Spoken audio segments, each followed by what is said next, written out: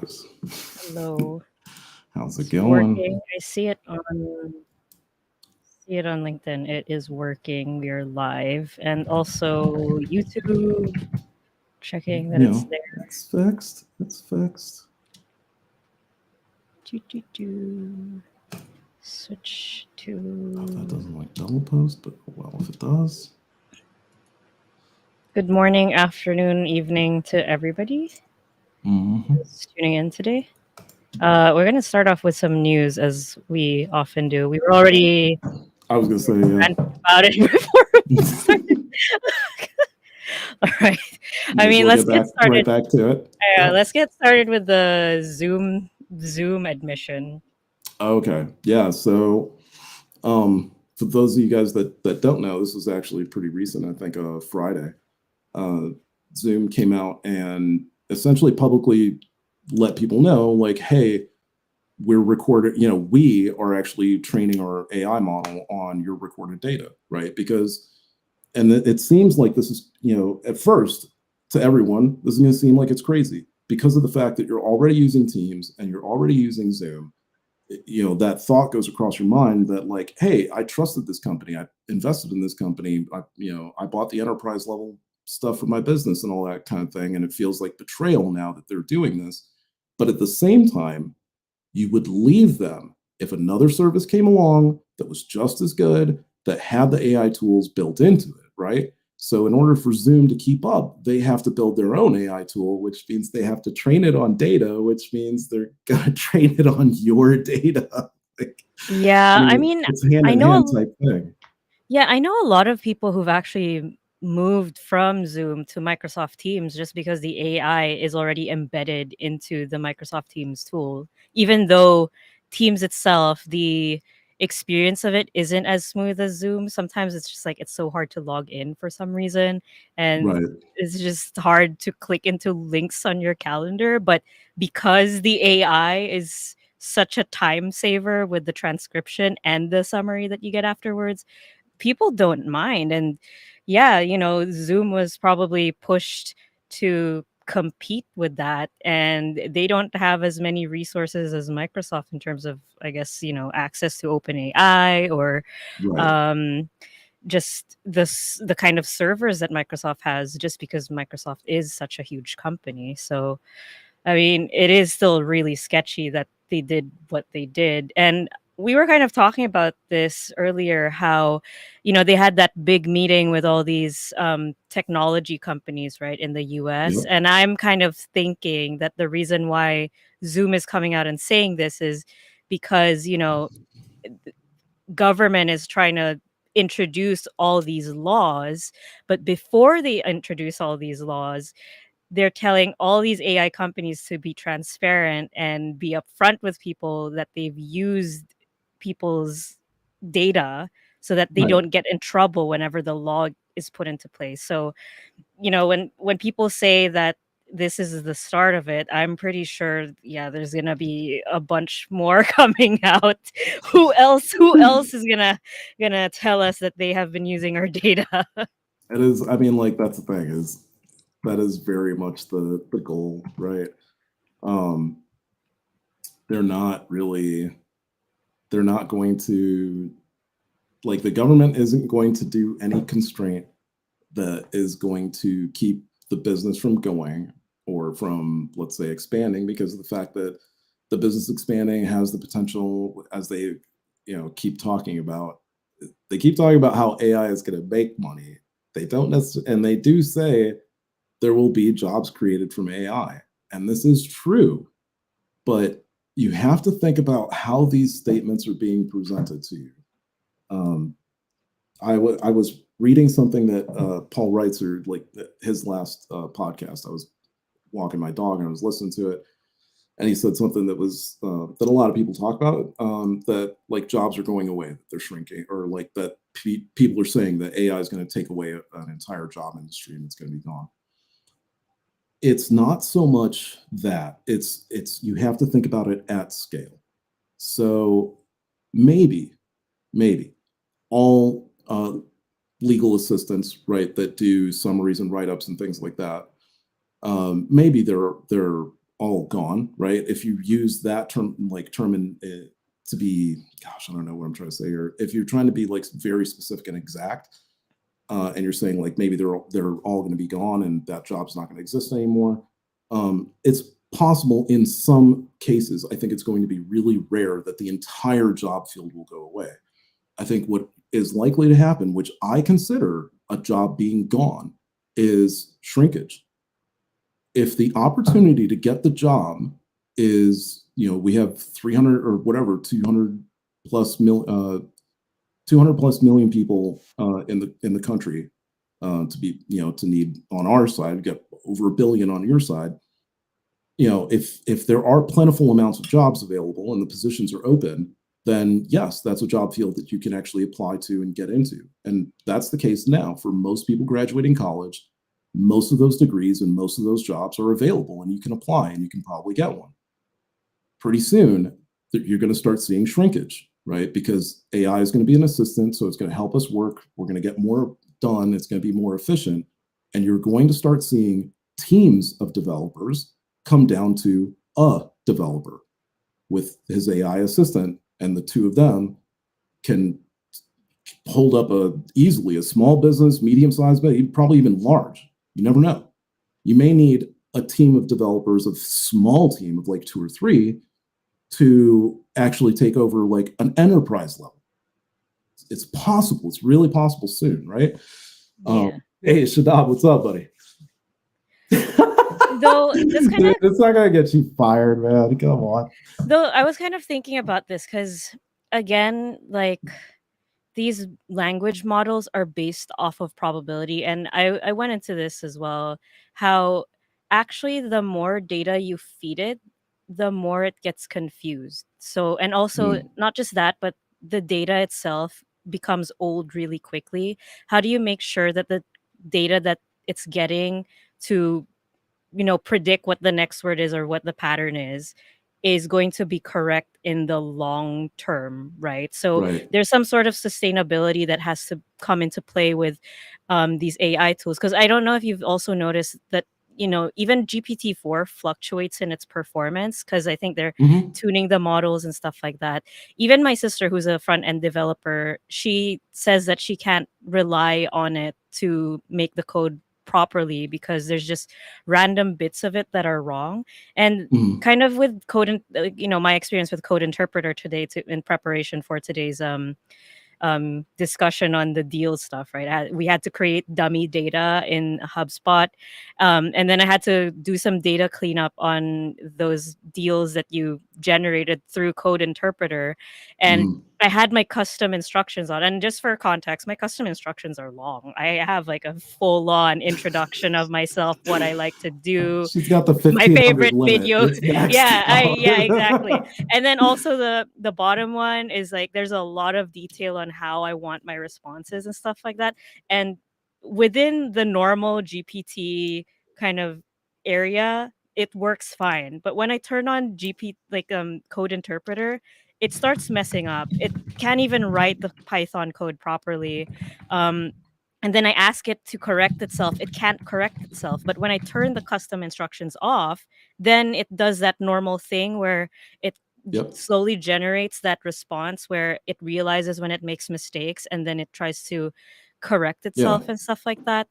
So I'm just also just thinking from like a data standpoint. It's just if we want AI to specifically take over certain jobs, they have to be trained specifically for that job.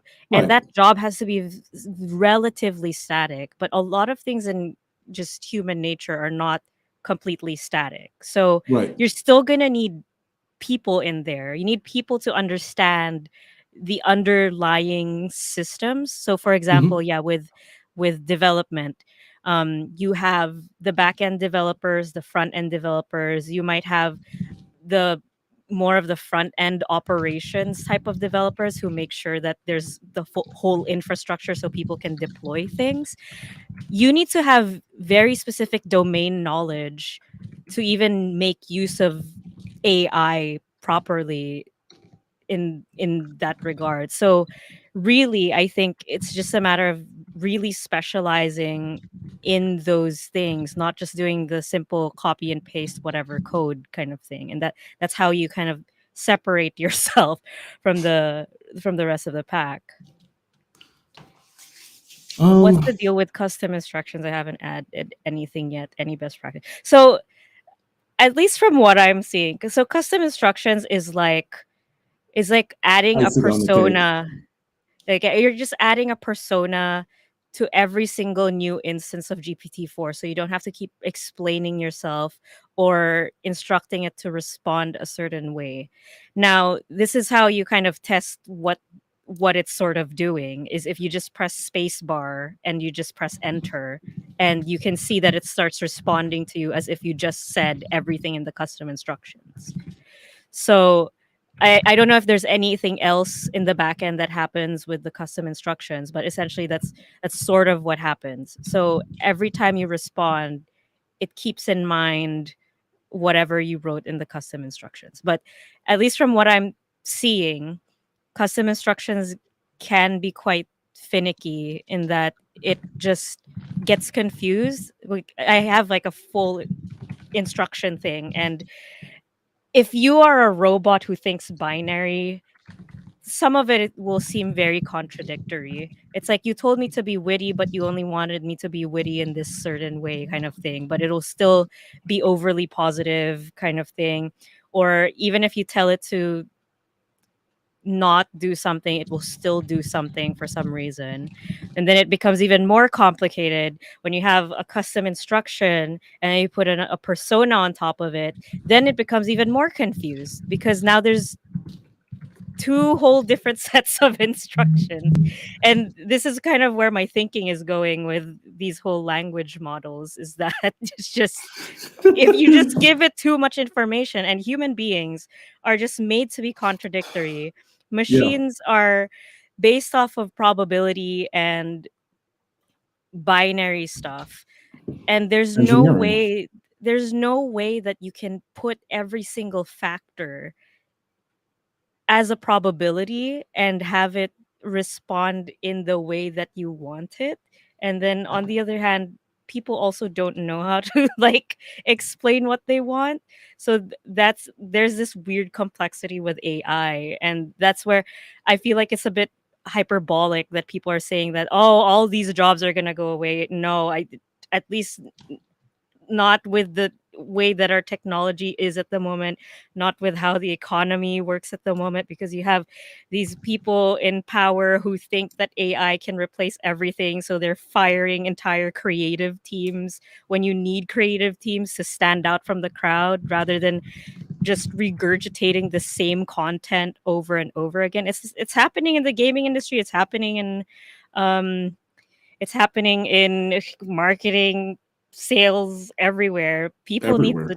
Everyone needs to chill Yeah. out because it's like it's not that it's not that amazing, and also developments are slowing down now because of the Yeah. legislation. Yeah. I mean, like, and we've talked about it before that, like, we're right. We've just put our foot in the door of this stuff, right? So it's Y- like we're dealing with the most basic aspect of it. And what I find very disturbing is that we as a group of people, as like, all together as humans, we talk about how much, we kind of fear this stuff and how much we fear the people who are creating it and all that kind of thing. And yet at the same time, we use it. And when we use it, we are upset that it's not perfect. So we are rushing exceedingly in a direction where even the people who are creating the tech are attempting to make it as perfect as humans want it to be, right? Yeah. And humans are expecting it more so. We are expecting more than perfect, right? Because we're asking it for answers. We're asking it to do stuff for us. We're asking it to complete tasks for us. We are expecting it to be better than us already, right? Yeah. So my fear is not so much, not that I fear too much about this, but my wife is like, so would you get in a plane that didn't have any pilots in it and was just flying itself? I'm like, yes, because it kind of already does that. They get to 35,000 feet, just flip on that automatic pilot, get a cup of coffee, and just kick it for a little bit until I there's like mean, a little bit of turbulence. Like, oh, grab the stick. at Um, least for most of them, but I feel like there are certain circumstances where you really do need a pilot to make the call, but for there are sure. also a lot of circumstances where pilots have made the wrong call, but also there's there's also not enough data for an airplane to know what to do sometimes. So sometimes, like, at least from Right. like, I watch a lot of airplane investigation videos on YouTube, and What happened to there's Malaysian flights? yeah, Flights. there's it's like the machine itself didn't know what was going on, so it just auto corrected the wrong way. And Right. like I said, it's all probability. So if the garbage in, garbage out, and then Yep. also sometimes probability can't take into account certain factors that you don't have instruments for. Right. Right. Yeah. But But like you know, you'd have to test that out though.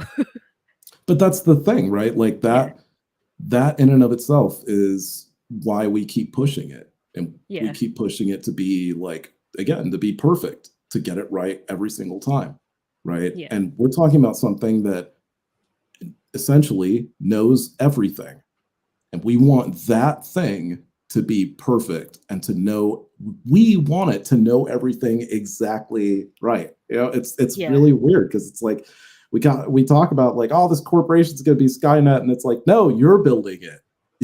You're the one asking for the perfect system, so technically like you are sponsoring the production of this Yeah. thing, right? Like, In behave a sense. behave like you're needed, you know? Right, right, exactly. Like I don't know. It's it's odd to me. Like the way that we're approaching it is just odd, and because we want regulation, and yet the people who can help regulate, right, are our scientists at schools, right, at like MIT and like all of these technical schools that should also have large language models that they can study so that they understand like what's going on. Because you ask Altman and you ask these guys that are building these models, and they don't know, and they openly will tell you they don't know how some of these things are, like how it is doing some of the things that it does. And I remember when Google yanked all of their projects off the shelf back when somebody was dumb enough to put their early stage large language model into two Google Homes, have them talk to each other, and all of a sudden the English language broke down into like weird sort of like sounds that they were able to transmit back and forth, and they started creating their own language that was non-English based anymore, right? And they Yeah. shut it down because they couldn't understand what they were saying to each other at that point. Yeah. um so yeah, it is it is, it's an odd thing to me, that we are rushing, like at the same, like you said in the beginning, at the same time that we talk about like, oh, we need safety and regulation, right out the back door is like, by the way, we have been doing this stuff that we want to regulate now for like months already. So we're sorry about that. Yeah. Hey, Leonard, What's welcome. up, Leonard? Also, another topic that I kind of went on in terms of just my under like just The why I gaming think, stuff, yeah, the right? gaming thing, like why I don't think that AI is going to progress as much as it can anyway in the next like year or so. I mean, I feel like GPT-5 is still gonna push the boundaries of things, but I think the human aspect of everything is just gonna get in the way of things. So Yeah, it yeah, I swear this is sort of related, but in the gaming space right now, there is a game called Baldur's Gate 3, and it is basically universally acclaimed right now because it is sticking to what classic gaming is like, where you pay one price for a game, you get the full game, it's completely polished, there are no microtransactions, and there's voice, everything is voice acted, you can play for thousands of hours, there's multiple ways you can approach a certain fight. There's a goblin camp where you could just burst in and kill everybody, or you could pretend to be a bard if you're or you could be a bard and just perform in the middle, have all the goblins come in, and then just like have them burst into flames or something, right? So there's a lot of creativity that went into this game, and this studio really practice these skills over two other games, just so that they could get this license for Baldur's Gate because it's a very well-known brand. So anyway, Baldur's Gate, everybody loves it. Now, AAA developers, that's basically all the big companies. So we're talking about EA, we're talking about Blizzard, all those Yep. people, giant corporations, big teams, they spend tons and tons of money in Which, their think about it, games. right? Like Microsoft owns Bungie now. Activision and Blizzard are together They're now. about to buy it out, like as long as it Somebody is passes through buying them the out, court. right? It's Microsoft. Microsoft's Yeah, that's right, buying Blizzard, Microsoft. So it's but now coming down they're to like still, Microsoft and EA almost. yeah, exactly.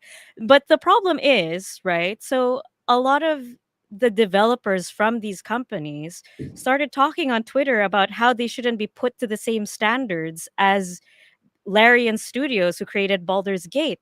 And I'm like, that is the completely wrong response to this situation. Larian is creating a game that, is going back to the roots of game development, where it's about Mhm. creativity, it's about love for the people, it's about love for creativity. It really puts into it gave voice actors a lot of character, because they can play like a whole multiverse of their Right, characters, basically, because you have to play the bad side, the good side, or whatever happens to their character in the story. And then you have all these writers who created these really really good storylines. And then you just have these people at AAA games like, yeah, we have lots of money, we have lots of resources, sorry, don't put us to this standard. And I'm just thinking, if you're already thinking about this in this way when it comes to just handcrafting a proper game for people, what is the hope that you're going to craft a game with AI that actually still is human? It's kind of the same concept as these people who started making their content generation so efficient that they're busting out blog articles, but none of it is right. pushing anything. Nothing, no one wants to read it because it's not tailored to anything anyone's interested in. Like, okay, your rankings are high, but that's not going to be sustainable because people aren't spending time on that article, because now it's like, oh yeah, it starts to become obvious when things are AI generated, because Oh there's yeah, nothing new in it, right? right. Because it's all based off of the data that it's making probabilities out of. So yeah, I'm like, oh, if people are already acting this way, what's the hope that they're gonna one, start using AI to actually do stuff properly, or two, if they are using AI, are they gonna be using it great greatly or anything? Because I know a lot of, like, there are gaming studios that are telling people that they can't create anything from scratch anymore, and that they're just relying on Mid Journey to just create assets for everything, which, I Right. mean, nice, but everything's gonna look the same. That's well, don't say that to Leonard. Don't say that to Leonard. I mean, because it depends on the skill of the person as well, right? And if the person's not specialized in it, they're just gonna, or they don't really have any way of prompting it properly. It's just gonna be, okay, that That's the texture looks thing. sort of the same as before. So that's something that like even again, like Paul Reitzer's brought up, a few people have brought up. I've been involved with a Discord group that is sort of Mid-Journey focused and just like a bunch of Mid-Journey artists, and it gets brought up a lot. Like, hey, when are we going to get copyright for our images? Like, how is this going to work? There was an author that tried to help out a Mid-Journey artist by using them in her book, but even the copyright office said, look, we'll copyright your book, but we're not going to copyright the images in your book because those weren't generated by a human. They were like AI generated. So that's not how that works, right? Like the way that the law is interpreted is like, it has to be mostly human done. so that we can tell that there was human effort in it that can't be replicated, right? Yeah. And if you talk to AI artists right now, like Midjourney artists, they will tell you, like, good luck replicating what I did. Like, you would have to steal my image and use it exactly to even get close. And even then, like, there are like details, there are bits and pieces, like, you really can't, unless unless you know what you're doing. You can seed an image and you can replicate it over and over, but you can Yeah. only seed it for yourself. Someone else can't, right? Yeah. So there's an argument they're trying to make there. But to your point, yeah, the filters that they have out, there's not a whole huge array. So what's interesting is that you still need what's interesting is the gaming community should be taking advantage of this stuff in the same way that the programming community should, and so many others. Use it to help you. You're a game company, that you have artists that are crazy talented, that have crazy good imaginations. Put them in front of this stuff. They have the Yeah. descriptions in their head of how to create the awesome artwork, right? So, like, that's how you cut down development time, instead of spending all of this time doing this concept art and all this. Obviously still sketch stuff out if you want to, because you're an artist or what have you. But when it comes Or to, I don't know, like, like create the source material for it, right? Like if that's they what I'm can saying, like, generate the initial assets that can yes. generate other things out of it, then that would still make your game a lot more unique than just a whole jumbled assortment of assets. Like sure you can have it if you can create a very consistent prompt, it's still not going to be the Mhm. same as the consistency of a human person's art Right. style who's actually been working at this for years and years and years. And what if this person has new ideas that the AI doesn't have data on? Right. Why not throw it in there? And yeah, it's just people are overestimating the how much AI can do in terms of creating something that's different, because That's again it's you. all Yeah. probability. Right. Right. Like, what AI does in terms of, let's say, being creative, is that it puts together combinations of things that you should already know about, but Yeah. it just basically put together combinations that, per se, it hasn't seen. Like, and Yeah. then that quote equals creativity, but it's not actually creating, let's say, a new method of painting. It's not creating, like, a new method of doing something that you wouldn't necessarily would have, like, you could have thought of, but you just didn't know of all the various options, let's say. Yeah. How I see it is like it's like memorization. It has memorized all All the these things. all this data, and it can, based off all of that data, it can sort of somewhat predict what you're trying to go for based on Hmm. it. And the more it gets trained with this data, the more accurate it becomes. But at some point there's going to be a breaking point where you can't train it anymore, or you can train it, but the what do you call that, it's like the law of diminishing returns, essentially, right? There's only Right. so much it can take, and then again sometimes things are going to be contradictory, and then it doesn't know what to do with it because Hmm. you just have so many different sources now. So yeah, And they've anyway. talked about that. They've talked about how we're getting to that point already, where, like, if you've used Google in the last couple of years, but you used to use Google like 10, 15 years ago, you will notice the severe difference of how dumb Google has gotten.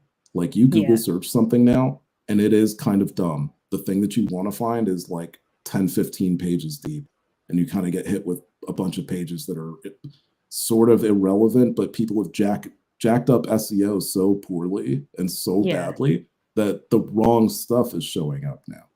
So, yeah. All Anyway. right. Anyway, we have gone 30 minutes on this topic. Let's get started on the actual code interpreter stuff. Shall we? So yeah. So this week, our goal was to kind of see what we can do with code interpreter and HubSpot deals. So we actually have a demo portal for GPT with me, where Nico has actually generated some dummy data for it, and then I just cleaned it up so that the associations and everything is there. It's like doing a client one, but just making up the making up the dates and some of the amounts. Yep. I realized that the data you created didn't have closed loss deals, so I had to manually No. drag a few of them and then Oh, just are you come up with serious? some data. Yeah. Why didn't I you mean, just tell Interpreter to create that? oh my god, I feel like it would have just taken around the same time, so I just like did it manually. Got it. But anyway, what do you call that? Yeah, so the data's in there. Now what we're gonna do today is we're gonna export that data and then also just talk about cleaning it up so that you don't have sensitive stuff going into code interpreter because I mean, one, that's just bad practice, and two, you might have NDAs with your clients anyway, and you shouldn't be Right. using that data to train these models because again, this is probability. What if for some reason they decide to use your client's name or client's information in a response to someone else, so you never Mm-hmm. know. Okay, so we've got our dummy portal, and we've got our contacts. We've got deals in here. We've got companies in here. What else did we put in here? We put products in here too, right?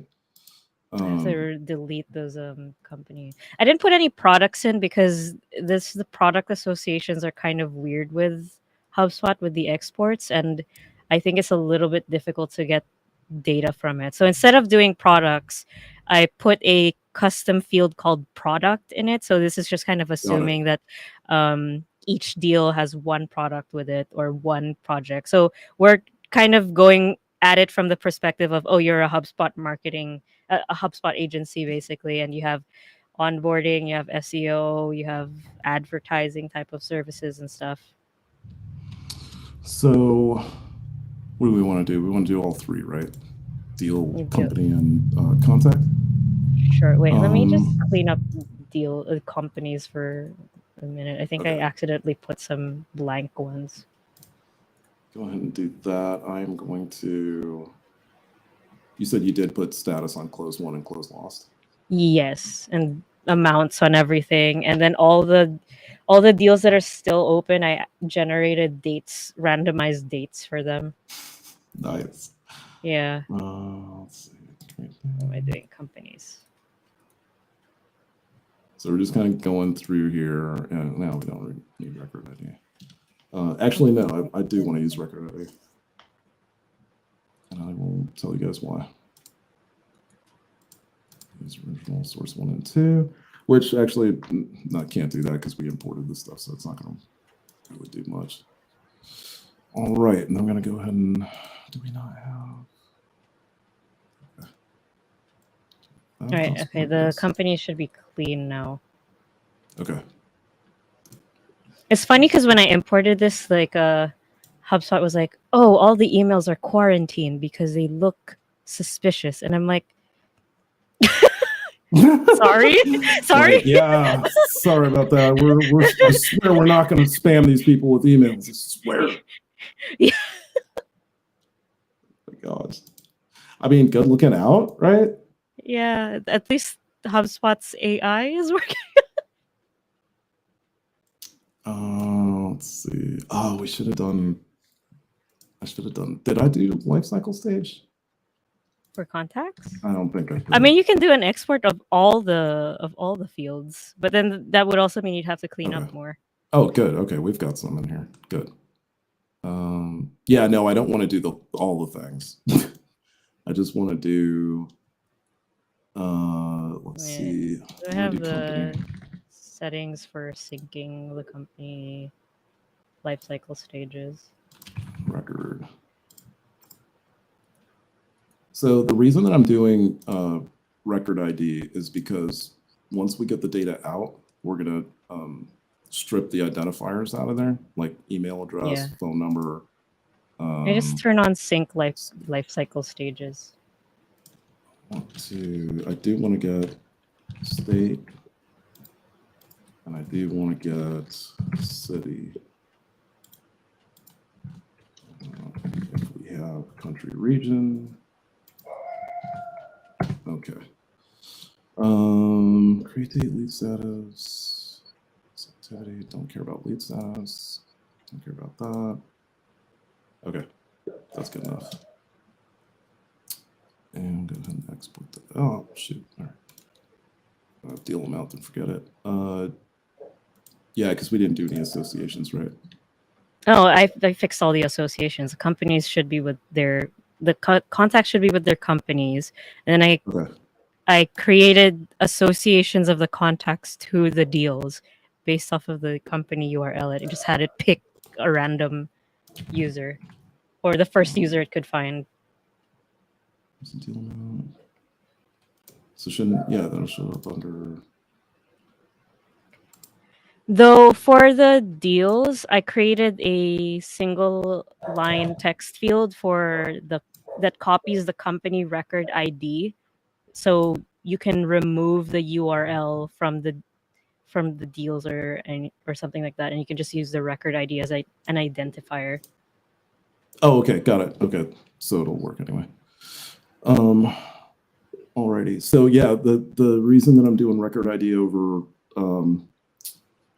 or adding that to it is so that we can actually do that matchup, because you want to be able to use the data and cross-reference it. And Yeah. so it's easier to use record ID, and that way you don't have to worry about like identifying anyone per se with their personal data. Yeah, I'd have to say if you're going to do any sort of any of this code interpreter stuff on your own portal, you'd have to create workflows and properties. So essentially, you'd have to create properties on each object that store just the record ID of the associations. Now the only issue with that is when you have multiple people or multiple records associated with that, then I'd have to think about what the infrastructure would be like. But if it were just a one-to-one scenario where, say, the contact is only associated to one company, then you can just have that company ID go into the contact record, so you don't have to have any actual name or email identifiers when you do the export, right? So actually, yeah, you can see a sample of this if you go to deals and then put company ID or something to it. Yeah, edit the columns. Okay. Oh, I see. And then company ID. No, search for company ID. Those are the default company association. Yeah, associated company ID. So that copies over the company ID of the association. So rather than using the URL, you can just use those numbers.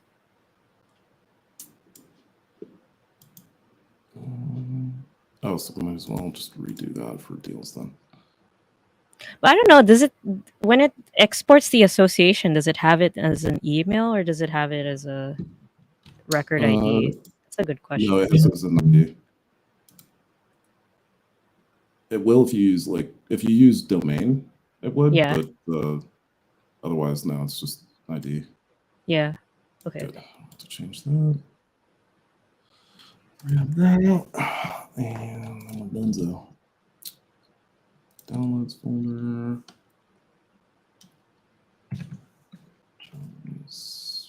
Good Lord. I hate that it does like all the CRM or whatever stuff in front of it. I wish it would just have your CRM name with like all deals, all companies, all. Yeah, because the problem is when you do these downloads and you have multiple portals, and you're lazy with your. I mean, that's also like that's a skill issue. You should be putting it in folders anyway, guys. But I mean, in case you are lazy and it's all in your downloads folder, it becomes really confusing.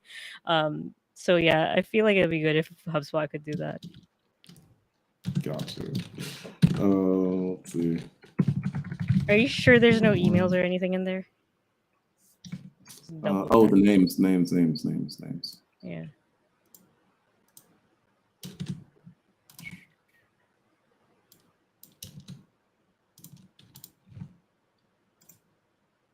Oh, you know what? I didn't put in the closed lost reason and the closed one reason.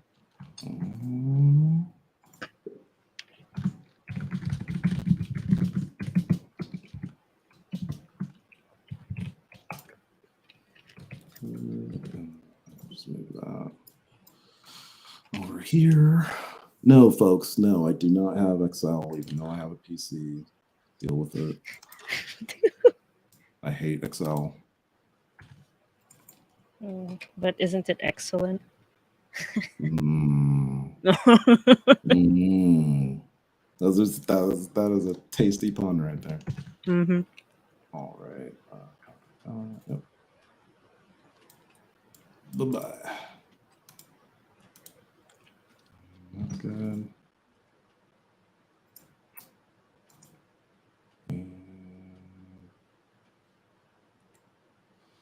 Let's see. Technically, we should get rid of company name so that you can't identify the deal amount to the company's name.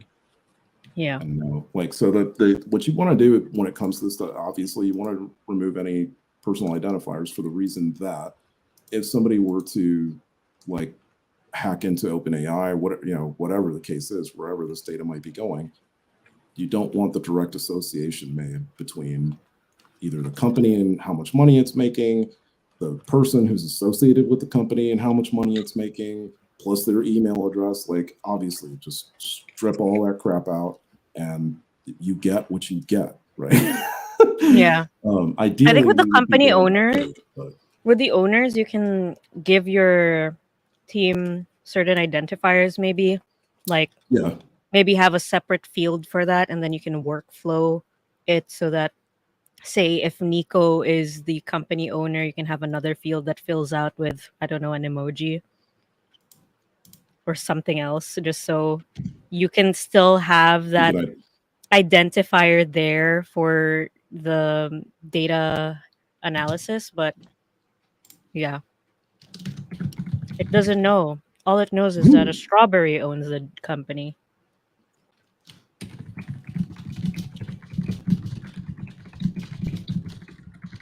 Can you turn off custom instructions? I redid them. Okay. So my I'm sure custom yours is not gonna instructions, make as many mistakes as mine did. mine is now data analyst. Hmm. Yeah, so like this is my doc to destroy all docs of prompts and stuff. All of this stuff is like prompt related, but these are now custom instruction related. Hmm. So data analyst input is basically just data analyst job description is if I was talking to somebody and telling them like, here's what your job is as a data analyst. Yeah, because the custom instruction specifically asks you to tell it how to respond. Let's see.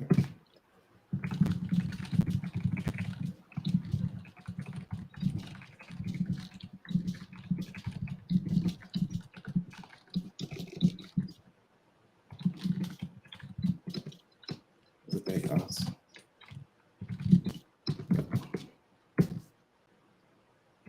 Also, like I try as much as I can when I'm talking to and or using GPT or Claude or any of these things. I try to use words that don't have a multitude of meanings. Like I try to use stuff that has like a definition to it and doesn't have multiples so that it can't Yeah. be misinterpreted. Right. Yeah. It's like if you say understand can mean multiple things. Right. Unless, I mean, if you put it in a specific sentence structure, maybe, but But yeah, again, you could go with it's all, comprehend, which like yeah. only has one meaning of like understanding. Right. Yeah. This is what I mean about probabilities. And the more you understand that these models are based off of probabilities, the easier it is for you to understand where it's not completely correct all the time or potential areas where it's just not going to work.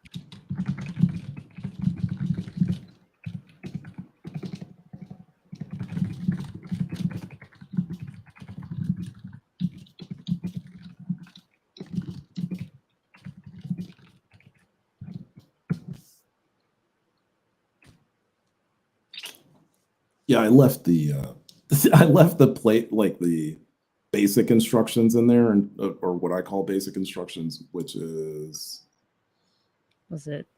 the I prefer when we're speaking to each other that your response or no, actually it's not even that. It's just this. And let's see. I think it is. It's just this and the detail, but left out the part. Like I just put it up to here to be more granular. So it's just that Yeah. plus address me as Nico. Yeah, go ahead. Like I'm not understanding this part of it, like why it's prompting me to ask it to do what it wants to do. This is where I mean with custom instructions.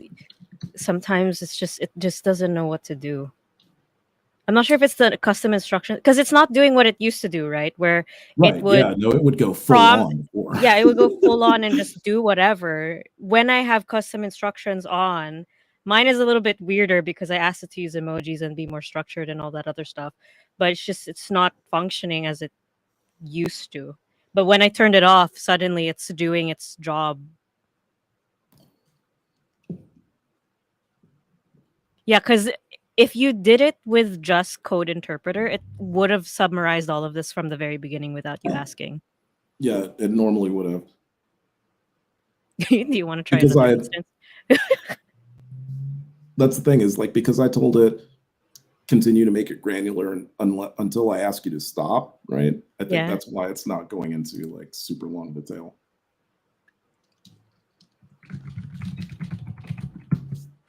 Yeah, because this aspect of it, like the reason I think this is BS and I might actually start another instance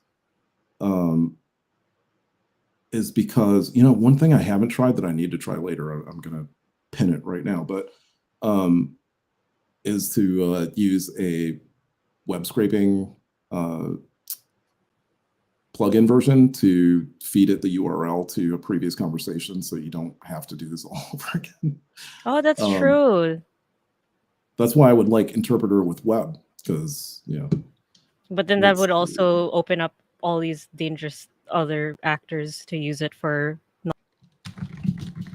Because if you did it with just the normal one, it would already start giving you suggestions of what it can do and what sort of insights you can grab from this type of data. Here, Right. it's like it's almost because you've stuck it in this data analyst role, it's almost not even trying to do anything else now. Yeah, like it's basically just doing it's doing the basics. It's And just then following doing, like, whatever you what said else? in a binary way. It's not trying to understand the underlying pattern of what your request is. It's Like just now it's doing binary. what I asked it to do before. Like now it's Yeah. actually making the comparison, which is what I'd already asked it to. Yeah, but if you had it in the normal one, this would have been done in like the second, third step. And I'm not like this is irrelevant data. Yeah, exactly. It kind of understands what it's asking because it's like, hey man, like do you want to see revenue amounts? Like what are you trying to see with this data? Right. So I kind of understand it because this persona is almost human in the sense that like, hey, can you make some comparison or like can you see what's going on with this data? Like It's like an yes, intern but that to what point? Right. Like it's like why an am I intern doing who's it? like I can do the math, but can you tell me what I want? What you want? Or with the but this is something that you could get anyway. Like that's the point is that like Yeah, it shouldn't be like something that that. you couldn't otherwise get. All Yeah, right, so try let's just turning go. it. You can just turn it off. You can Oh, yeah, that's right. disable it for new chats. And code interpreter it again. So we. I don't know if it just started doing it this week or Don't know. something. But this is the first time. Like this week was the first time I used it with some pretty comprehensive custom instructions, and then it just got stuck. Just for reference on what my instance was doing, it wouldn't even complete the Python code. So for example, I'd say, okay, so these are all the values I want you to randomize, and I'd give it a list of it. And then it's like, okay, I'll start doing that. So it writes the Python code. And in the Python code, normally you have to list all the different options. So what it does instead is it lists 3 and then it puts dot dot dot and then puts the last one. So essentially, your list of 10 has now gone to just 4 with a dot dot dot as a potential option. And then you know how it normally goes like, okay, so here's the list, right? It Yeah, gives you the list, but it's what do you call that? I forgot what it's called. But it's basically just like a smart token that just is supposed where the results are supposed to be, but it's not getting any results. So that means right. the previous code did not name it correctly or there's nothing to reference at all. And It then I tried. point out that it's wrong and then it still does the same thing. Like it doesn't know how to correct itself. Yeah, like there are definitely times where it gets like fully confused on what it's supposed to be doing. Yeah, so Yeah, now look at to the the point just of from the first associated. response, it's already listing everything that's in it. And then it already puts suggestions on what you can do On with the how it's data going to, yeah, exactly. rather than you having to specifically tell it what insights you want to grab. Oh, it's a which of these other. I didn't even read it. I saw 4. I was like, you got 4 options, use them. Stop generating. Let's see. So yeah, at least we do. Distribution.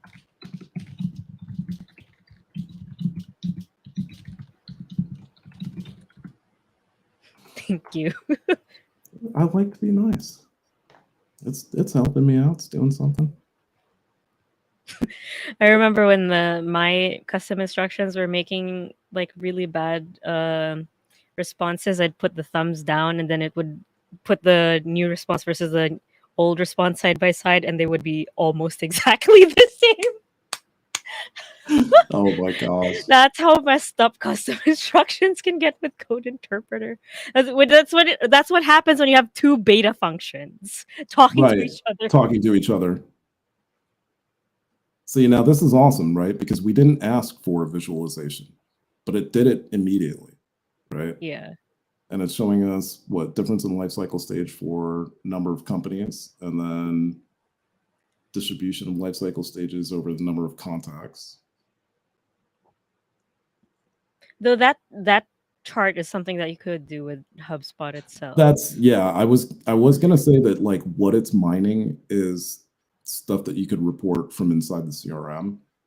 I think it's like I think for yeah, because it's not even like a matter of speed necessarily either, right? And you're going through a Yeah. hassle of having to clean it and bring it in here and all that. Yeah. Presentation schedule sets the highest average deal amount. This would imply that when the presentation is scheduled, it's usually for higher value deals. Bought in appointment schedule stages also have a relatively high. Okay, Oh, so wow, what's that? distribution of companies by region. Good God. That's not a good So it's chart. trying to list like every city or something like that. Yeah. Distribution of contact. But But then that there's doesn't like also give us very good data, I guess. not really.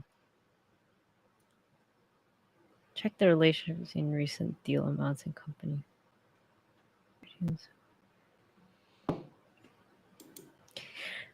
We don't have the okay. I think what would be interesting is just general trends with the products and the pricing, maybe. Hmm. And you remove the deal owner, right? So we can't like do anything with that. No, owners in there. Okay.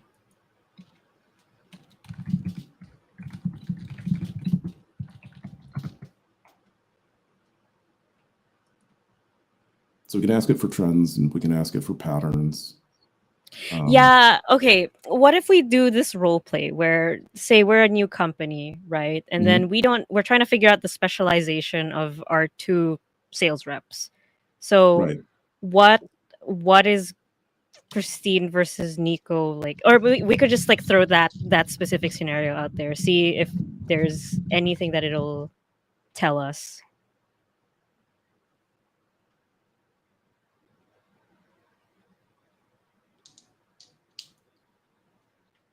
So even in trending, it's like, okay, like trending report data, which is still like something, like all four of these are still, I don't know. I want to see what the closing trends are.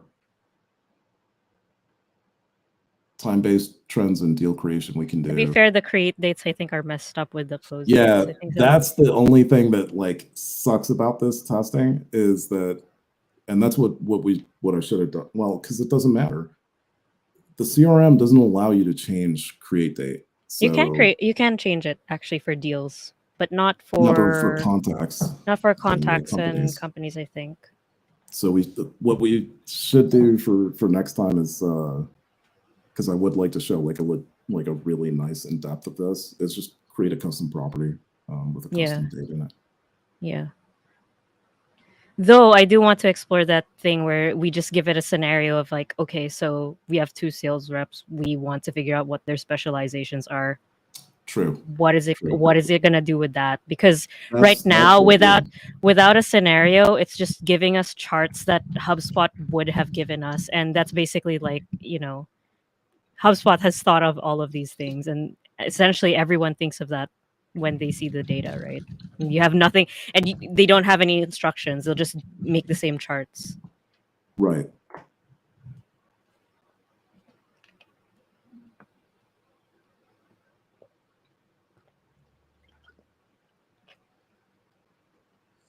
Yeah, okay.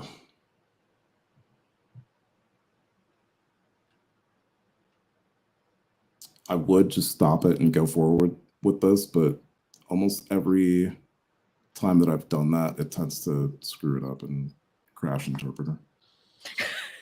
So like I don't know why, but every time I've done it, it's really not a beta feature. Like, can't have more than one output going at a time. Yeah, we were chatting this week about how the code interpreter doesn't seem like a beta feature, because when you say beta, you usually assume that everything is polished and you're just putting some final touches on it, right? No, that's HubSpot. That's not, yeah, that's like HubSpot. I've done beta for other companies and it's not. No, because everyone has made a mistake of what beta means, because they just say beta so that everyone will use it. They don't, when they should actually be using alpha. It's not like, I mean, it's an entire industry thing. Like gaming does it, tech does it, but really, like, people need to go back to this concept that if it's not polished, you need to name it an alpha. So people's expectations are also different, because like I'm saying here, it's like you have custom instructions and you have code interpreter. They don't really like function all that well all the time.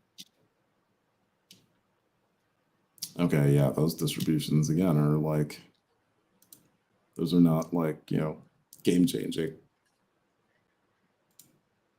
Well, you can ask it. Yeah, like I said, just presented the scenario. We have 2 reps. We're trying to figure out which deals they need to specialize in. What can you help me with that?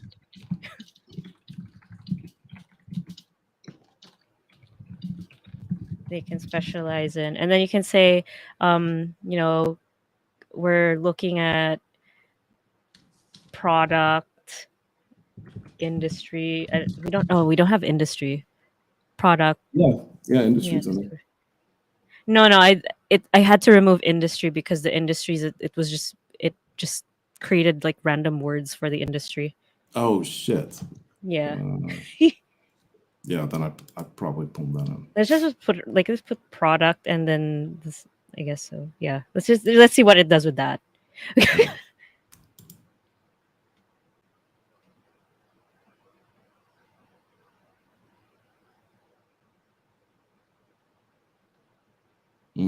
So since it's going to look at date.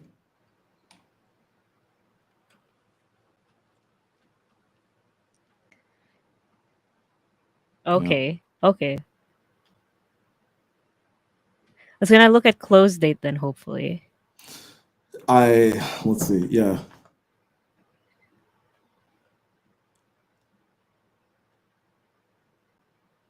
Come on. This is always the case. We're always like right at the hour, or like now, just over the hour, and it's like, did not exactly get what we were looking to get. Wow. I made it equal. You made it equal the number of closed one deals we have. That's Oh no, actually, because some of them might not have had an owner, so I had to round robin it. oh. And because the round robin doesn't already have a measure of our performance, it's split at 50-50, But an right? average deal amount, there's no way that's the average deal amount. I Because there's mean, random numbers in there. There's random amounts. it's showing that we make some money. Yeah. Not gonna lie, like There's 8.5 million that we've closed one. what? Look at that. Yeah. Yeah, 8.5. Yeah, open deal amounts 0.1 20 million. mil. So yeah, I could see average deal being 100 grand.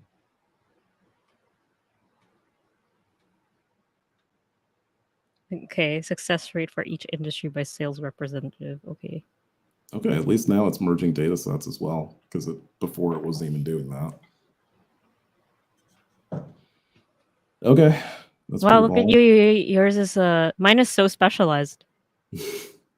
Sporting goods? Hell yeah. You're a slayer. Oh, Banking. that's so I excel in terrible. banking. Oh my god. Also has I'm success in awesome at computer retail. software and management consulting. Albeit a slightly lower rate compared to banking. So yeah, I should get more banking deals. But okay, so this is a lot more interesting though, right? You Yes. you Yeah. have to give it a scenario for it to actually like do Yeah. something really groundbreaking. Otherwise, it's just regurgitating the same type of stuff that HubSpot is regurgitating. And again, this goes back to our conversation of like you really need to know what you actually want out of these things Right. because again, it's just probability. So let's Wow. see. They're I mean, just that's saying not bad. And Christine is like, adding the deals because I imported them today. gotcha. Yeah. But So it's like the fact that it picked up on that though and actively said that to you without you asking. true. Let's Worth see. checking in with him. Worth checking in with him to understand any challenges or barriers he's facing. But and then it also goes to the next level and tells you to consider resource allocation, training, or incentive structuring for the sales reps.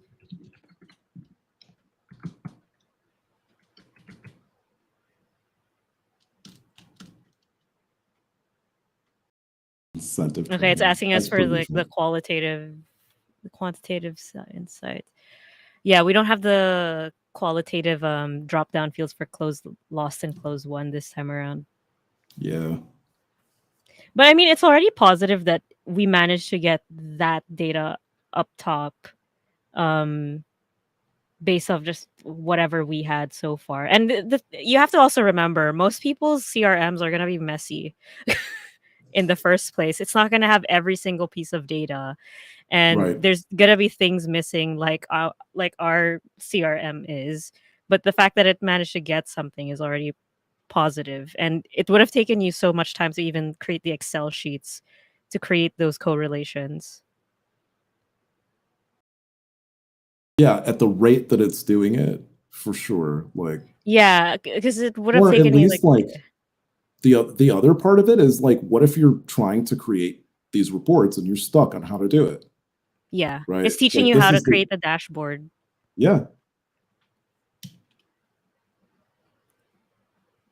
It's I mean, okay, so I'm just thinking about this from the perspective, why it's important to give the scenario.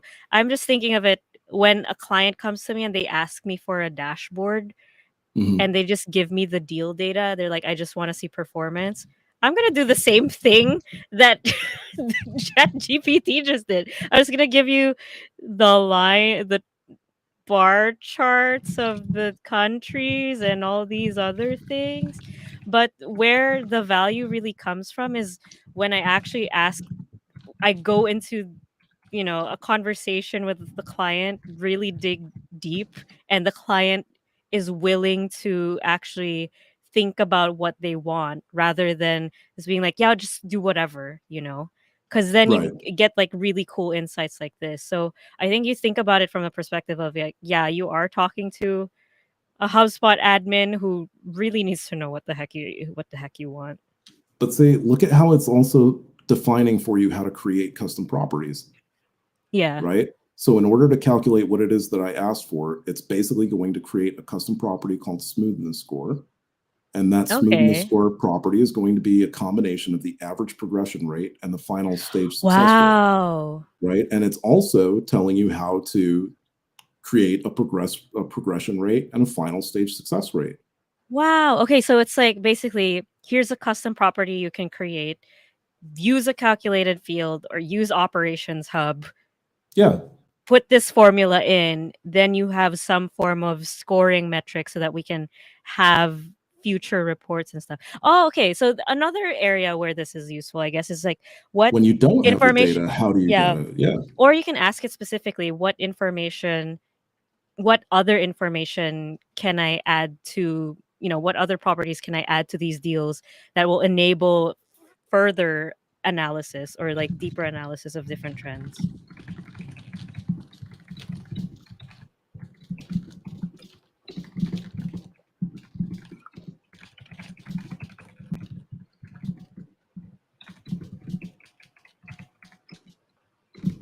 Mm.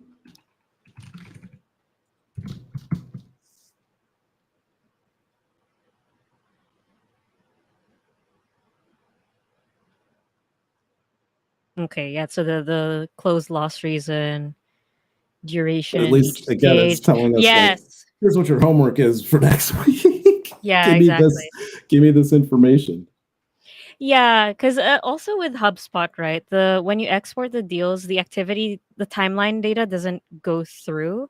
So there are times when you do have to create some way to grab that data and put it into a custom property. So in this sense, there's still a bit of HubSpot admin knowledge that you need in order to even like put this in properly. And it's Yeah. not even just HubSpot knowledge, it's also some sort of like data engineering, like even some basic data engineering just to make sure that the numbers are correct.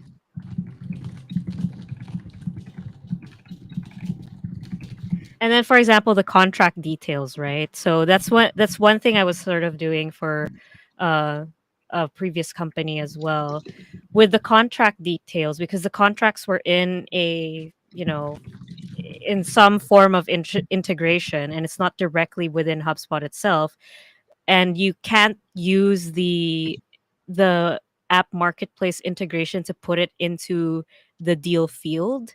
You would still have to do a custom integration yourself. So either you have a developer create a private app or you use Make or Zapier to input that data into a custom property so that when you export it or you create the dashboards on HubSpot, that data would Mhm. be there, and you use APIs for that. So, in that in that sense, it's giving us homework, but it's like stuff that you still have to do as a human person. And Right. again, like GPT is not going to have all that data in its backlog because there's only like how often is it going to be updated? And again, we're reaching a point where we need to figure out how to manage the training data for it, and that means, as a human being, you need to keep up with all the trends and what's happening with HubSpot. New updates are coming out every single day with the betas and stuff. So yeah, like you'd still have to do a lot of work here. Oh, for sure. Refine Um, offering or proposal feedback loop. so I basically asked that, like, what could we do to overcome these challenges that we're having in terms of where we're having the most trouble in moving deals along through. Hmm. I'm also gonna plug Happily a timer man here because timer man would basically put all the time in each stage for you as a field.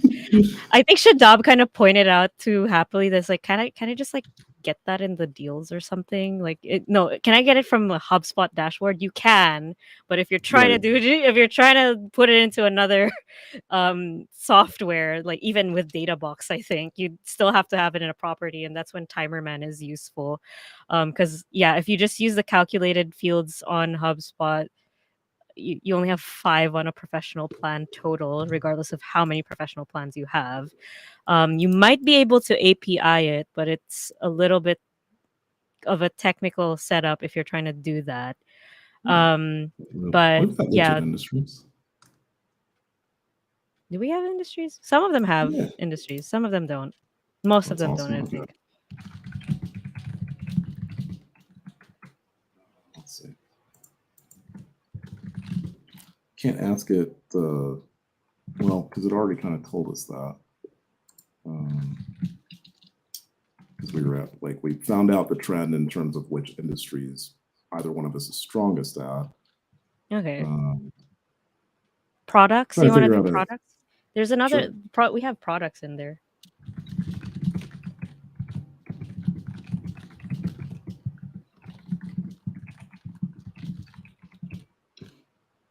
Yeah. Suppose we'll start there. Well, it's only like one product per deal at the moment. Oh, okay, never mind. You can.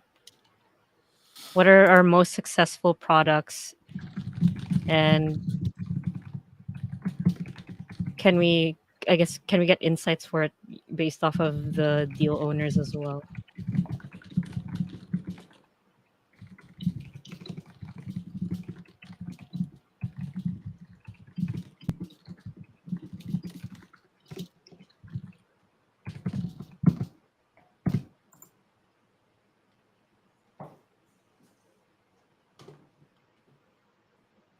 So I'm wondering, like, I'm just wondering how much. Again, it's like what we started out trying to get it to do, like, and it has been doing it for the most part in the last, Yeah, since you um, told me to put in the sort of the scenario, right? Like yeah. that's really when it started coming through. Oh, maybe we didn't export the product, Right. Yeah. the column. Yeah. I don't think I did the line We have item. industries, but most of the industries are, yeah. I think we just have to put the industries in for everything else. Oops.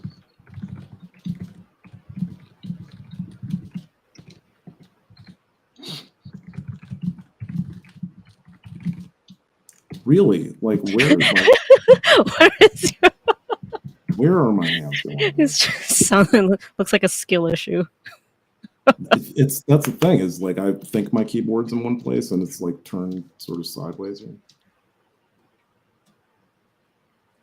Though 'Cause I Grammarly is like recently really nice at the moment. What do you call it? It has some AI No, it prompting that does. you can do on it right now. But though I asked it to rephrase something for me, it made it it was telling me it was too formal, and it made it even more formal, even though I asked it to make it casual. Wow. Wah, wah, What do you wah. know? The banking industry's on top. What else is new? Yes. Yeah, so like this now what it's going into is like, all right, well, again, like But still how many of like these are missing industry data is also another question. quite a few, I imagine.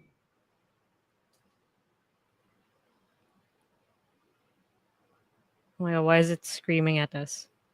I don't know.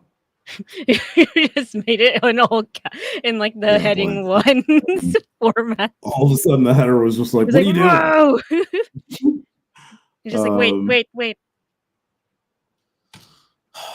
so I think yeah, I think what we need to do is just fill in the blanks from the homework that it gave us, and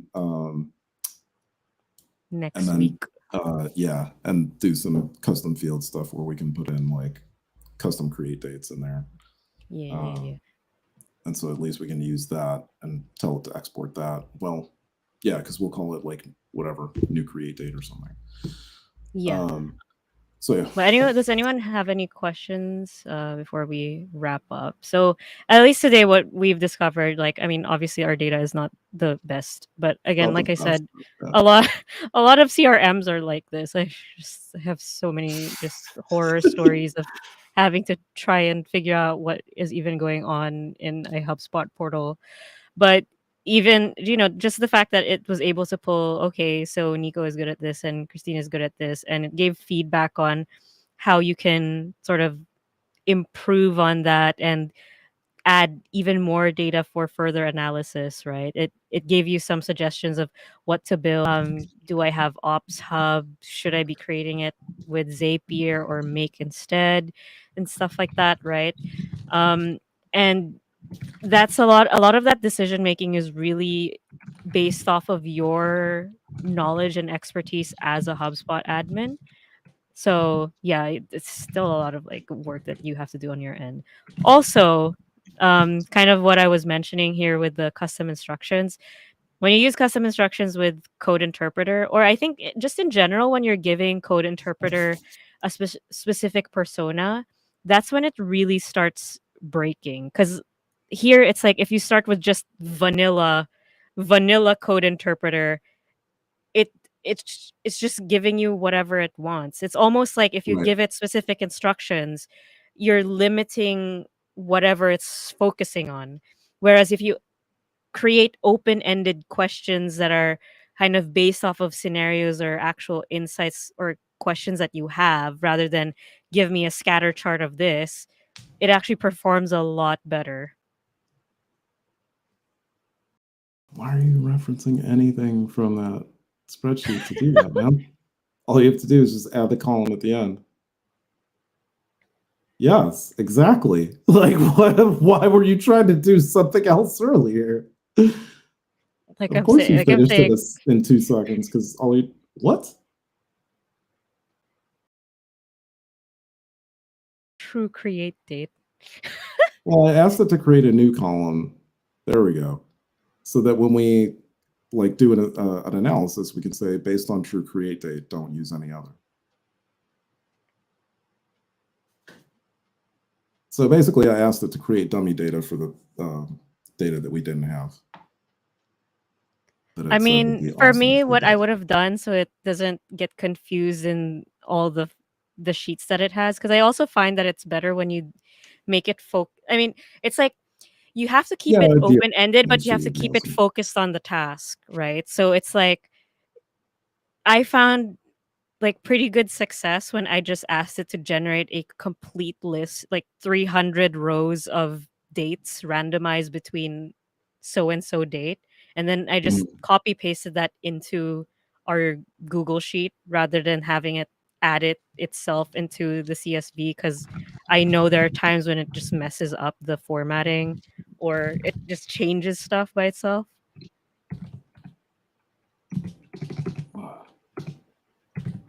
There we go.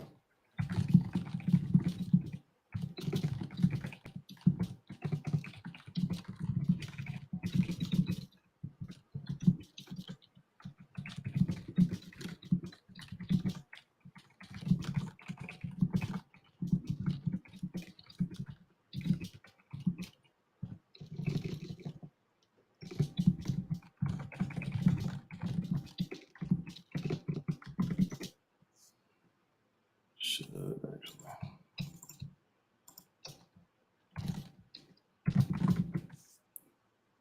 Okay.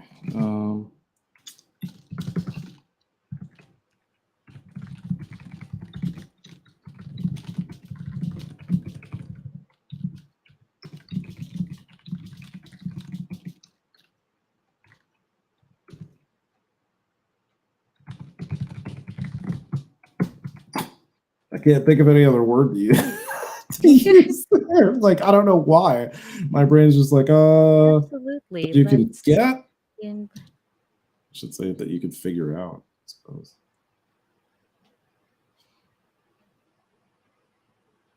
Like how it just started doing it without Right. asking really. Like, hey, man, I'm going to do all this time-based stuff now. And understand that it doesn't, like, doesn't say time-based trends or time trends. It says It's temporal temporal. trends. So it prefers that word when it comes to referencing time, Yeah.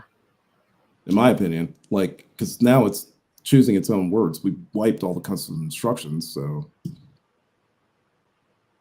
I think maybe it's a data term though, temporal, probably. is it? Well, I mean, I Temporal. don't see why it wouldn't be because they start with technical terms first, right? Yeah.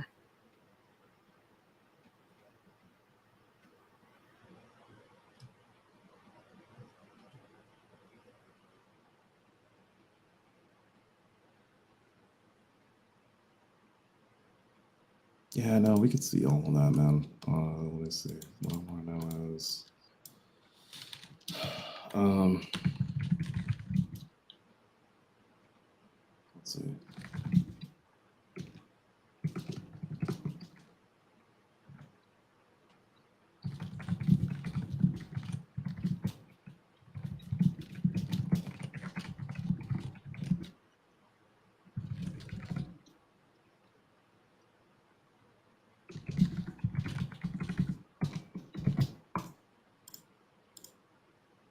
Still something you could like every time I ask it a question, it's like I keep asking it a question that like clients ask. And it's like this is stuff that I put together, so it's not really something that it's not going to be able to do or like I wouldn't otherwise be able to do. But that's what I'm kind of saying. Like that's where you as a HubSpot expert usually have to come in and ask them specifically what they want, because otherwise you're just creating these same kind of charts for the Right. client. Let me see what else. You have to like actually ask it, what do you call that? Number of closed deals by each rep, month by month. True create date.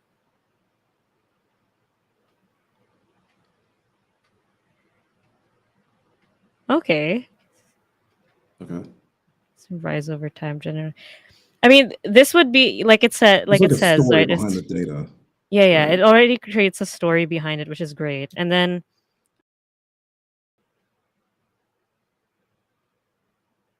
it's done. I don't have to do reports.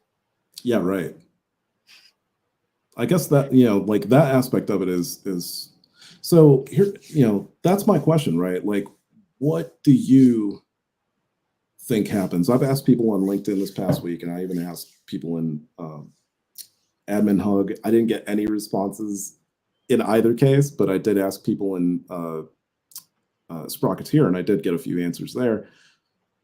What happens when this is ChatSpot, and that's all a client has to do? Um, Yeah. a few people had some great responses, which is again the nail on the head that you're hitting, which is that like, hey, even if you take away the heavy lifting, and that's what I was asking George too, is like, what happens when you take away all the heavy lifting of our job, right? And it's like, okay, but it still comes down to knowing, how to use the tool in order to accomplish what it is that you want to do. At the same time, like again, that aspect of it uh, gets taken up by it's like how smart are the brains going to get essentially. Like I look at it from Yeah. an aspect of like if I'm a startup company and I'm using this and this is in my CRM and my CRM can basically do like I can do whatever I want to with my CRM because I can just ask the bot to do it, right? And it has control. I'm not talking about like now, I'm talking about like maybe 10 years from now or five, really realistically 5 years from now. You're able to do it and now it's able to do that for you. And you say like, okay, based on these trends, can you create my social media stuff for me? Like based, because HubSpot looks at industry trends when it comes to your email, your marketing Yeah. emails. So it already knows like what that trending data is. So you just need the AI to balance yours against that, right? And then start creating social posts and social campaigns based on whatever that comes out to be. Yeah. Well, I mean, your question is basically what happens to us as HubSpot admins, right? I mean, I feel Yeah, like yeah, there's two things here that I feel like are prerequisites before this can happen. One is that ChatSpot and the APIs change drastically in order for it to happen, because if you're the way I think ChatSpot is connected to HubSpot itself is through APIs. And if it's like getting this much data out of the database, it's gonna Mhm. crash.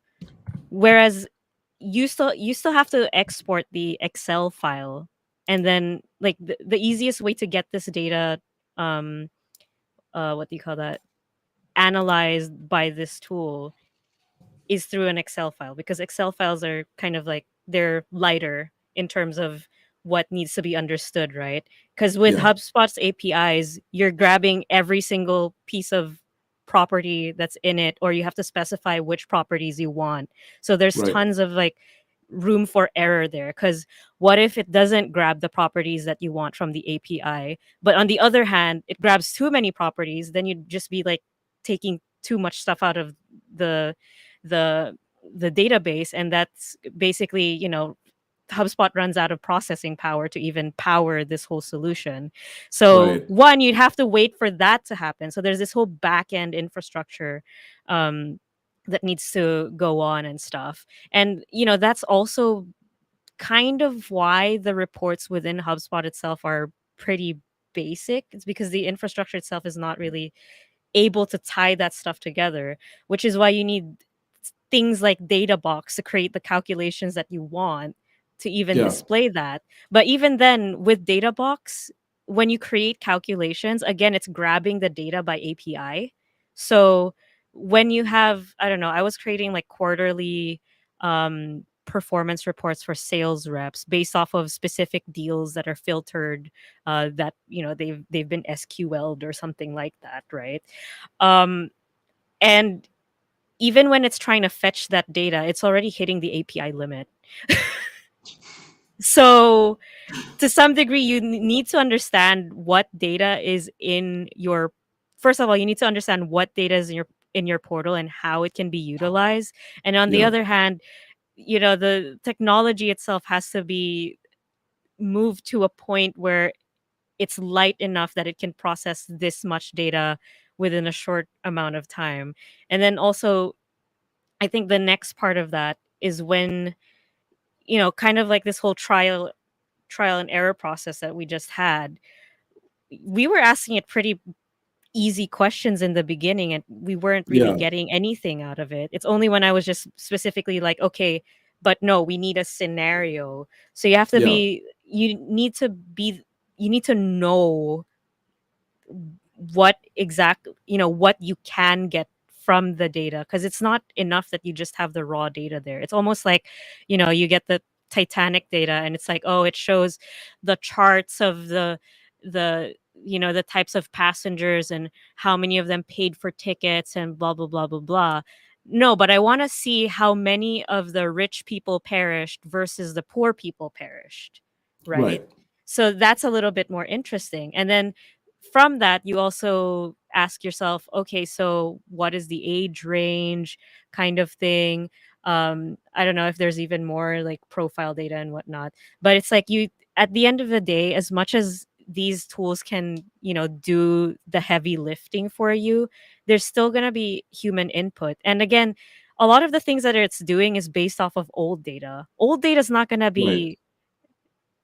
Old data doesn't mean that it's going to perform well. I mean, look at the stock market. You can't just like you can't Right. use Yeah. us. Okay, yeah, let's Yeah. invest in Facebook, because like before Facebook like went up, now Facebook went down. Sorry, it's Meta now.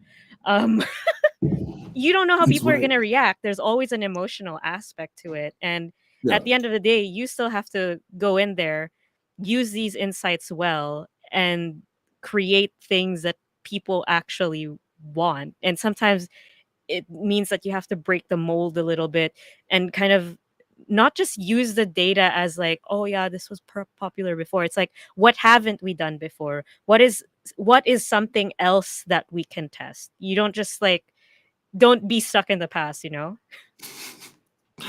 that's definitely the direction to look at it, and not only, and like you said, it's for our end of things, it's like knowing how to ask those questions and knowing how to, like, really knowing, like, it's not a matter of like, that's why I always say like prompting is not really like, something that you necessarily engineer. It's something that's like based on your creativity and like your ability to ask things the right way and to sort of, yeah, like I've gotten to the point where I dislike using the term prompting, because it's like you're basically just talking about like how to ask it to do something and what's the most effective way to ask it to do something.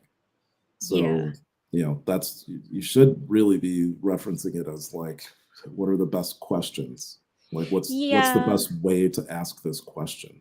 Because that's really what it comes down to, is when we talk about like using this stuff in our everyday to do this processing, right? We tried asking it like 2, 3 times how to do this, didn't work, but then we figured out a method and now that cracks it, right? So now when we move forward, we never use the other stuff because we know it's ineffective. Now we just use this new method of questioning, right? Yeah, Um, exactly. And I guess like one thing to end on, it's just like I don't know what the quote exactly is, but it's like you need to know the rules of something before you can break it. So I feel mm, like AI is a way for you to understand the rules a lot faster than you would have done before, right? yeah, Because it can process a lot of data, it knows a lot of stuff. So now you have this at your fingertips, but the problem is like to understand the fundamentals, you need to ask the right questions that will give you the fundamentals you need to build something new. So like, asking it what are the trends in this data doesn't really push anything.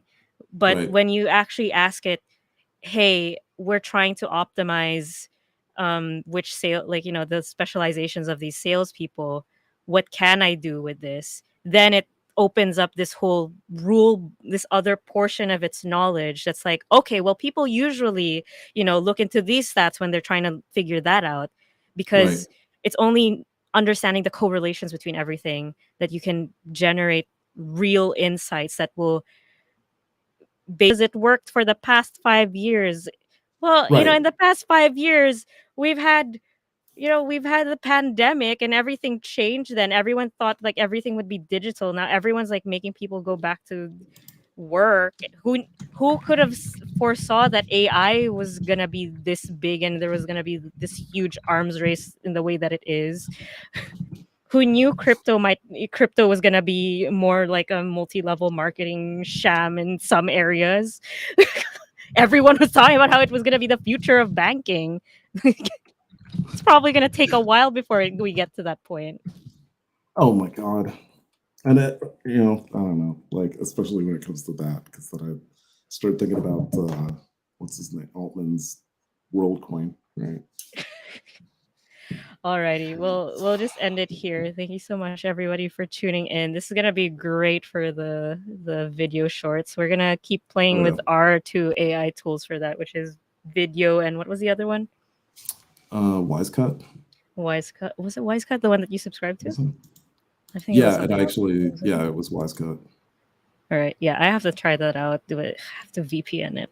No, I Eh, need to get video because I know like we've gone between the two. So we've been testing like which one button video editor things for podcasts work really well, um, Christine found the one that I think is the most baller, which is video, and that like it really does. It is really like a one-click solution, and it really does a really nice job of putting the clips together. Yeah, especially considering that we don't have an editor ourselves. Right. Yeah, exactly. And we have day jobs on top of other shit to do. Really don't have even the remote amount of time to be able to sit, and it would take me 2 weeks to edit a single episode. So forget Yeah, I'd just be tired after I edit one. I'd have to lie it. down and then like edit another one the next week. So yeah, it's been streamlining it. I'm doing it for my admin hug as well, so that was pretty nice. I did try to ask it like in the end here, like, hey, could you give me better ideas in terms of like marketing type stuff? But the output that it gave me was, oh, next week we might have Bob Baum on the show. So Mm. if you guys know Bob, he is super amazing at HubSpot. Another really great admin, and he's been playing around with GPT. So um, I'm looking forward to it. If it's not next week, it'll be very soon, and we'll definitely announce it when it happens. But yeah, should be next week. We'll have Bob on for Yeah, however with long he's Bob, willing it'll to chat. be with Bob, it'll be custom code on HubSpot, hopefully. For sure. Yeah, I'll definitely see what he's willing to show off for us. Whoa, that's huge lightning. Just Did you hear that? yes. Oh my god! It normally doesn't pick up that. It's that I loud. thought like a plane flew really low over your place or No, something. Just wow. no. It was lightning. Oh, okay. We'll let you go before you fry yourself on the computer. All right. Thanks for joining us, everybody. Toodaloo. Till See next you week. guys.